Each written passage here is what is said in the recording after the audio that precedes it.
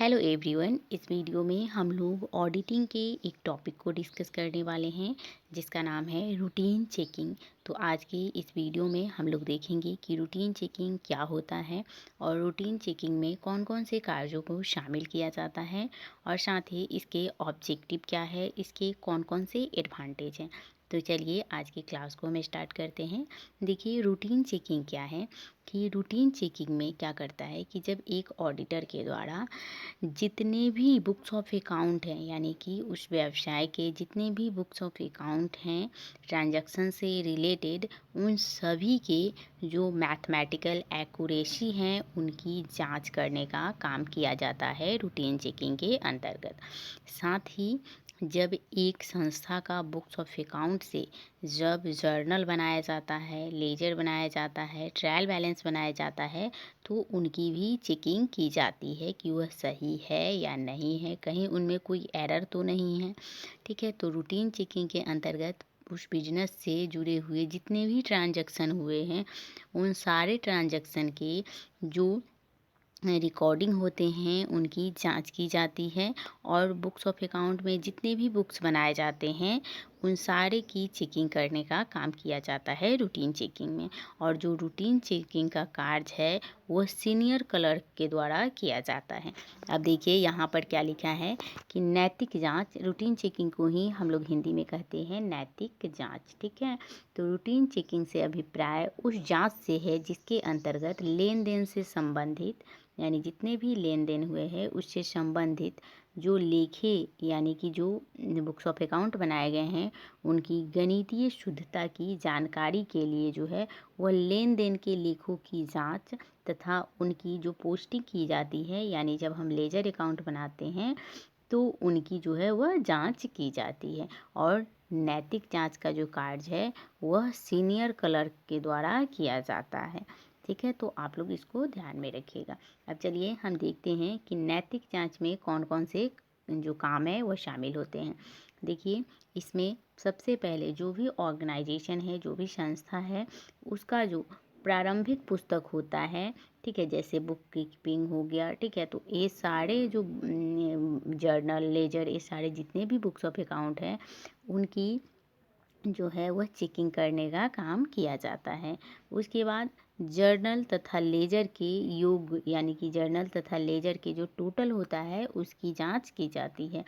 साथ ही जो लेजर है उसमें जो पोस्टिंग की गई है तथा उस लेजर से जो हम बैलेंस निकालते हैं जब हम लेजर अकाउंट बनाते हैं तो उसकी भी जांच की जाती है। साथ ही जो भी अकाउंट है उनके बैलेंस को जो है वह ट्रांसफ़र जब हम करते हैं तो उनकी भी जांच की जाती है रूटीन चेकिंग में। फिर ट्रायल बैलेंस की भी जांच होती है, यानी कि जब ट्रायल बैलेंस एक ऑर्गेनाइजेशन संस्था का बनाया जाता है तो उसकी भी चेकिंग का करने का काम किया जाता है रूटीन चेकिंग के अंतर्गत। उसके बाद विभिन्न लेन देनों से संबंधित जो भाउचर होते हैं उसकी जांच की जाती है, यानी कि कोई भी ट्रांजैक्शन हुआ है तो उससे रिलेटेड जो भाउचर है उससे उसकी बुक्स ऑफ अकाउंट की जांच की जाती है। उसके बाद है कि ट्रायल बैलेंस में लिखे गए विभिन्न शेषों की जांच की जाती है, यानी कि ट्रायल बैलेंस में जितने भी अकाउंट के बैलेंस लिखे गए हैं उन सारे बैलेंसों के चेकिंग की काम किया जाता है कि वह सही लिखे गए हैं या नहीं, या फिर कोई गलत अमाउंट तो नहीं लिखा गया है। तो इन सारे की जांच जो है वो रूटीन चेकिंग में की जाती है। साथ ही ट्रायल बैलेंस के योगों की भी जांच की जाती है, यानी कि ट्रायल बैलेंस में जो भी टोटल होता है तो उसकी जांच की जाती है। साथ ही जो हमारा ट्रायल बैलेंस होता है उसके डेबिट साइड और क्रेडिट साइड में जब हम पोस्टिंग करते हैं तो उसकी चेकिंग का काम करते हैं, यानी कि ट्रायल बैलेंस जब हम बनाते हैं और उसके डेबिट साइड में कोई अमाउंट लिखते हैं और फिर क्रेडिट साइड में अमाउंट लिखते हैं तो इसकी भी चेकिंग करने का काम किया जाता है। ठीक है, तो आप लोगों ने देखा कि जो हम रूटीन चेकिंग करते हैं तो उसके अंतर्गत कौन कौन सी क्रियाएं की जाती है। तो इसको आप शॉर्ट में समझ सकते हैं कि रूटीन चेकिंग में किसी संस्था के जो भी बुक्स ऑफ अकाउंट है उसमें जितने भी ट्रांजैक्शन हुए हैं उसको चेकिंग करने का काम किया जाता है रूटीन चेकिंग के अंतर्गत। अब चलिए हम रूटीन चेकिंग के कुछ ऑब्जेक्टिव को डिस्कस करते हैं। देखिए रूटीन चेकिंग के कौन कौन से ऑब्जेक्टिव हैं। देखिए सबसे पहला ऑब्जेक्टिव जो रूटीन चेकिंग का है वह है कि नेचुरल जो इसमें एरर हुआ है उस तथा फ्रॉड हुआ है उसको ढूंढने का काम किया जाता है रूटीन चेकिंग के अंतर्गत। साथ ही दूसरा है कि प्रारंभिक लेखे पुस्तकों की अंकगणितीय शुद्धता की जांच करता है, यानी कि जो रूटीन चेकिंग है उसका ऑब्जेक्टिव है कि जो बुक्स ऑफ अकाउंट में जो भी अंक गणितीय जो शुद्धता में अगर किसी तरह का गलती हुआ है तो उसको सही करे और यह एक्यूरेसी को जांचता है। ठीक है, उसके बाद रूटीन चेकिंग का तीसरा ऑब्जेक्टिव है कि यह लेजर में जो भी जो ट्रांजैक्शन है उसका पोस्टिंग हुआ है तो उसकी एक्यूरेसी को यह जांचने का काम करता है। साथ ही जब हम लेजर अकाउंट बनाते हैं तो इसकी शुद्धता की भी जांच करता है रूटीन चेकिंग। उसके बाद है कि तलपट में यानी जो हमारा ट्रायल बैलेंस होता है उसकी एक्यूरेसी को भी जांचने का काम करता है रूटीन चेकिंग। यानी कि रूटीन चेकिंग का ऑब्जेक्टिव है कि जो भी हम ट्रायल बैलेंस बनाए हैं उसमें एक्यूरेसी है या नहीं इसकी भी चेकिंग करने का काम किया जाता है रूटीन चेकिंग के अंतर्गत। साथ ही जो भी लेखा पुस्तक यानी बुक्स ऑफ अकाउंट तैयार होने पर अंकों में अगर हेरा फेरी की हुई है तो उसकी भी जांच किया जाता है रूटीन चेकिंग के अंतर्गत। यानी कि एक ऑडिटर यह देखता है कि बुक्स ऑफ अकाउंट में अगर किसी तरह का ट्रांजैक्शन को रिकॉर्ड करते वक्त अगर मान लीजिए कि जानबूझकर अगर हेरा फेरी की गई है या फिर गलत तरीके से तो उसकी भी चेकिंग करने का काम किया जाता है रूटीन चेकिंग के अंतर्गत। आई होप कि आपको रूटीन चेकिंग के ऑब्जेक्टिव समझ में आ गए होंगे। अब चलिए हम इसके कुछ एडवांटेज को देखते हैं।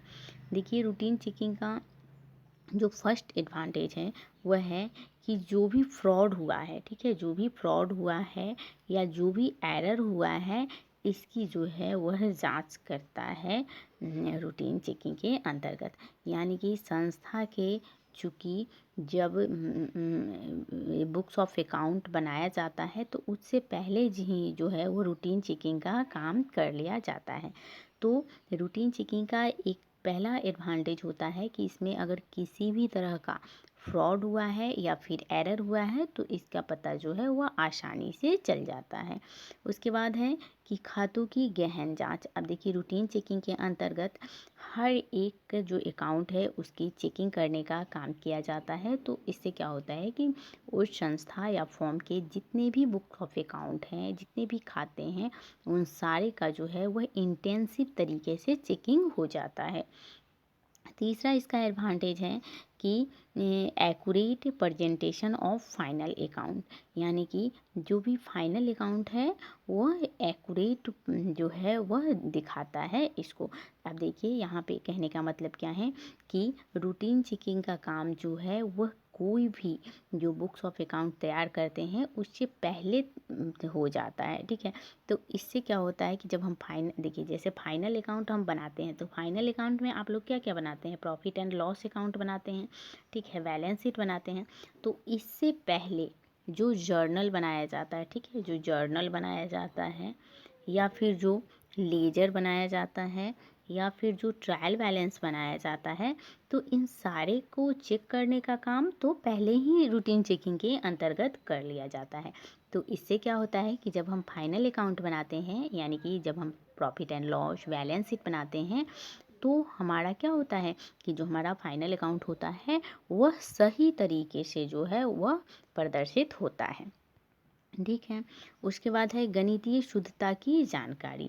अब देखिए रूटीन चेकिंग में जो है वह जो अर्थमेटिकल एक्यूरेसी है इसकी भी जानकारी हो जाती है, क्योंकि रूटीन चेकिंग के अंतर्गत सारे अकाउंट के जो है वह एक्यूरेसी की जांच की जाती है। तो अगर किसी प्रकार का अर्थमेटिकल एरर है तो पता चल जाता है। और रूटीन चेकिंग का यह भी एक एडवांटेज है कि रूटीन चेकिंग जब किसी भी ऑर्गेनाइजेशन, संस्था या फॉर्म का किया जाता है तो उसके अर्थमेटिकल एक्यूरेसी की जो जानकारी है वो हो जाता है। उसके बाद है सिंप्लिसिटी।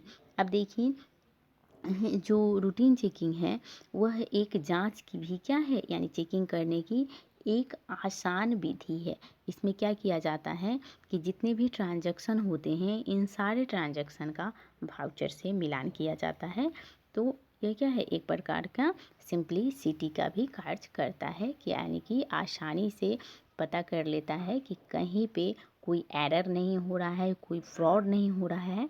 तो इस प्रकार से रूटीन चेकिंग का एक और एडवांटेज है कि यह आसान भी है। ठीक है, आई होप कि आपको समझ में आ गया होगा रूटीन चेकिंग के एडवांटेज क्या हैं। मैंने आप लोगों के साथ इसको डिस्कस किया और इस टॉपिक से आप लोगों के एग्जामिनेशन में बहुत सारे क्वेश्चन बनते हैं, तो आप लोग इसको कीजिए। और हम नेक्स्ट वीडियो में कुछ इसी तरह का टॉपिक आप लोगों के लिए लेकर आते रहेंगे, तो आप हमारे साथ बने रहिए। और वीडियो पसंद आ रहा है तो आप लोग इसे लाइक कीजिए, चैनल को सब्सक्राइब कीजिए और वीडियो को शेयर कीजिए। अब हम मिलते हैं नेक्स्ट वीडियो में, तब तक के लिए थैंक यू वेरी मच।